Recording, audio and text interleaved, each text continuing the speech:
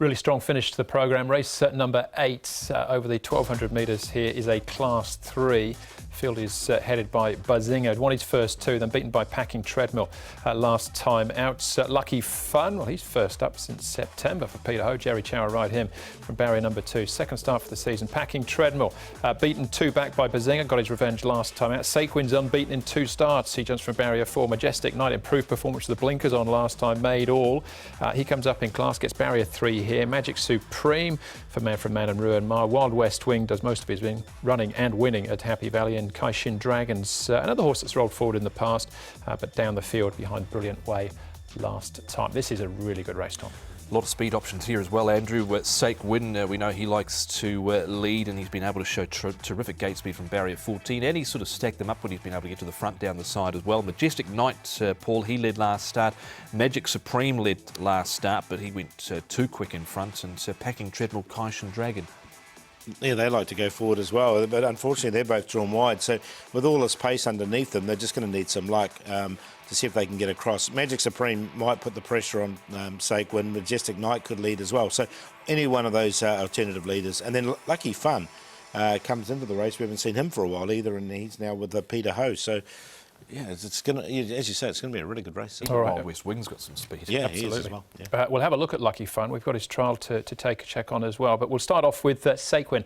Unbeaten in 2 so far. He'll be ridden by Joe Moreira. Joe Saquin is arguably one of the most progressive and impressive horses we've seen recently here in Hong Kong. He goes to the well again on Sunday, and he bids to make it 3 from 3. Well, apparently he seems to be capable to do it, hasn't he?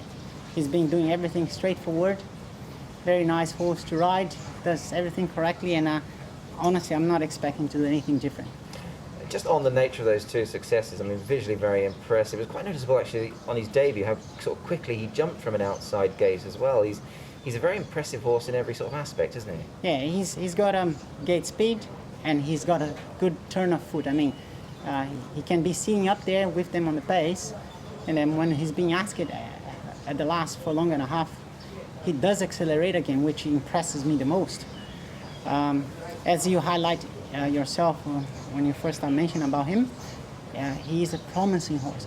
I guess where he's sitting at the moment, rating-wise, it's quite far off where he's going to get to. That's incredible you should say that. I mean, he's 73 now after only 2 runs. Recent gallop as well, he went with a lead horse. Do you feel he's matured and come on? I mean, the gallop looked quite impressive. The gallop felt great. He seems in good form, in good condition. I wouldn't say he has improved a lot, but I would say he's a little bit more relaxed, which is normal for a horse after having a couple of races. And I will just repeat, I'm just looking forward to riding him on the weekend. He's promising. He's had 2 runs on different types of ground. I know it's probably too early to form a really strong opinion, but do you feel he's a bit more better on one or the other, or is he just very adaptable? I wouldn't point which ground he feels better, but apparently his form indicates that he can run on both. So I just hope that on the day he's able to put it all together and then dashes home. Still just a 3-year-old, got 9 points for his first win, 12 for that second one. This is a tough test though. Certainly, Tom, as we have a look at some of the main rivals, starting off with Packing Treadmill. I thought it was a little bit flat 2 starts back, but this was super with Bazinga in behind, along with Brilliant Way. And it was from a wide draw again as well. Packing Treadmill was quite a smart when he was able to get up outside the leader, be right there when it counted, and race right away. You'd see that Brilliant Way out wider. He stayed on well enough, and he's actually won since, Paul. Recent efforts for him have been on those rain-affected tracks. Yeah, I just wonder if Bazinga finished off strongly, and this was the first time he's beaten, so he didn't look really suited by the track either. So he's another major contender, I think. All right, well, this is the win, Paul, of Brilliant Way.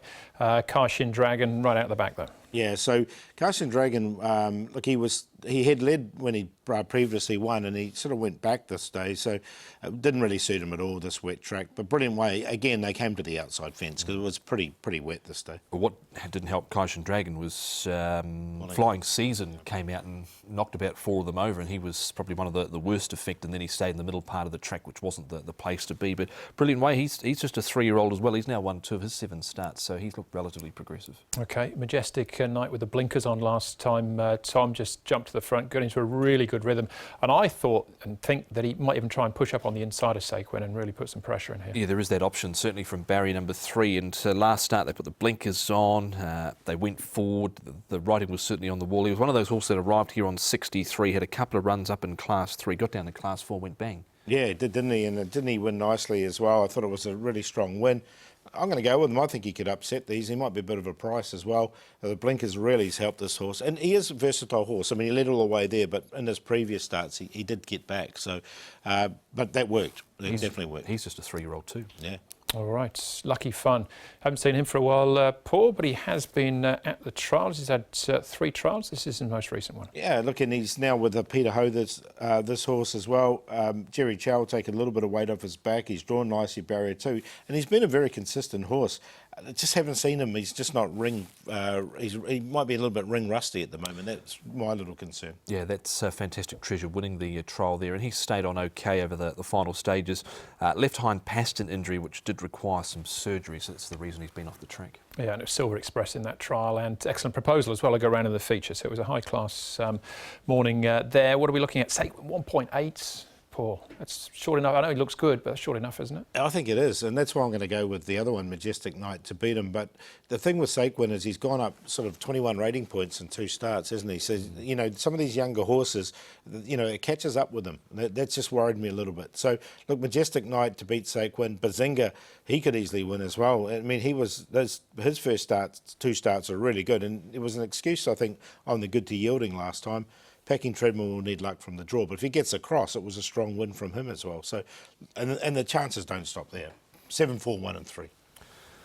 No, there's certainly plenty to like about race number 8. A lot of up-and-coming young horses through the ranks here in Hong Kong. I'll stick with Saquon, but I wouldn't be diving into the price there at 1.8 against a good quality field here. Packing Treadmill, Brilliant Way goes in as well, and Bazinga for Tony Cruz and Karis Teeton gets a mention as well, because he failed on that good to yielding track last start. Back on top of the ground, hopefully should suit him. 4, 3, 6 and 1.